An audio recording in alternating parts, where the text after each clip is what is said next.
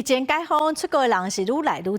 消署提醒讲，回国买回来的食品总共的金额是袂当超过1000块美金，嘛袂当阁卖互别人。掠到上济是会当罚300万。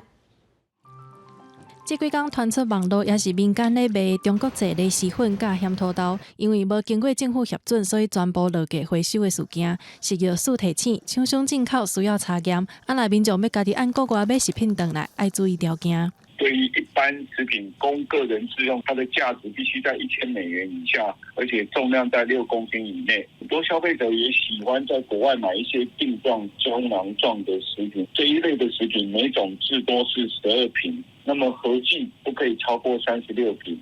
除了个人使用的食品有条件限制以外，食药署嘛警告，进口了后，若转做商品卖互别人，就会犯法，上悬罚300万。消费者买进来之后自己上网去卖，或者是说自己吃不完再拿到网络上去卖，就会违反我们食安法第30条。这个部分是可以处3万到300万。